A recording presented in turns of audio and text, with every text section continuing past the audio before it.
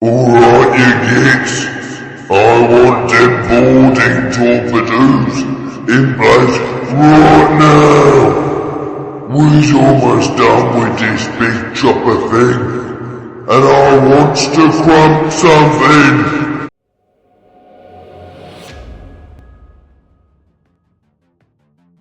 Hi guys, it's Lou from the Barbican Broadcast. Hope you're well and having a lovely day. So what I wanted to show you today was where we were with the melee weapons. So as you can see, it's getting a little bit big and bulky, so I've had to install it onto a little bit of an arm. And the idea is that these Bordy Torpadoos are going to be installed on this little rail up here, as you've seen before.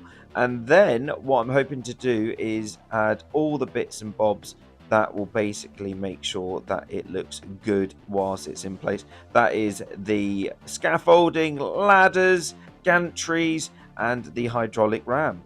And here it is. The hydraulic ram is pretty much done in this sort of setup. I am a little bit and ahhing, but it's one of those things where once I get it in place, I'm sure it'll look a lot better. I didn't like the arm at the very front, particularly. But yeah, so you've got to be open to other ideas as they pop up, and you might invest a lot of time in something and then go, do you know what, it's just not working, let's try something else. And that's what I eventually did, which actually worked out really, really well. So a top tip is just take the time to position things how you really want them. Don't just take the easy option. It's always one of those things where the perfect place has always been taken up by something you've spent time to build. The next job was to build the scaffolding, which will be underneath.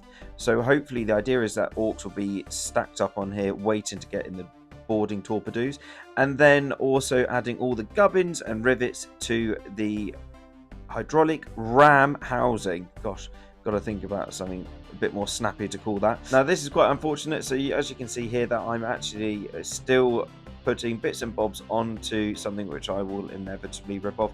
Actually, looking at it now, it looks like a bit of a Naboo fighter, which is pretty cool.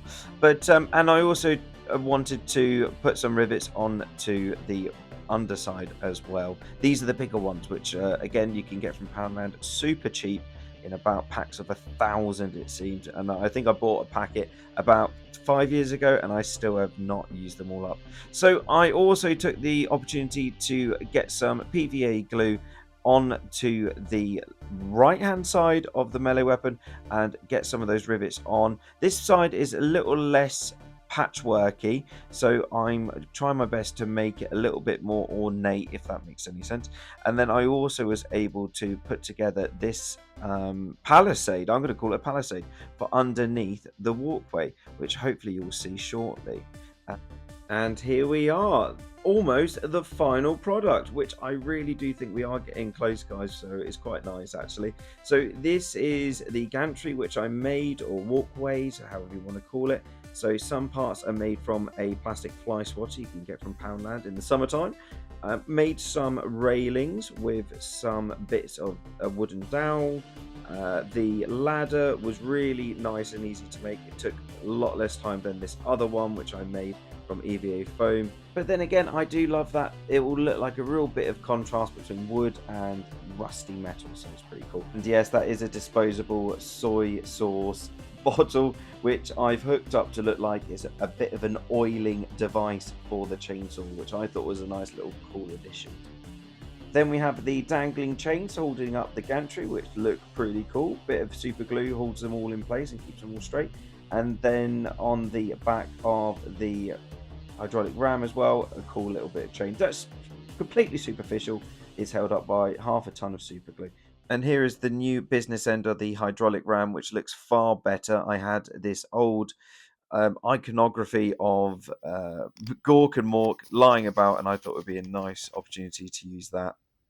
And finally, I had some scrap wood left over, so I thought I'd make a really cool base for a sign.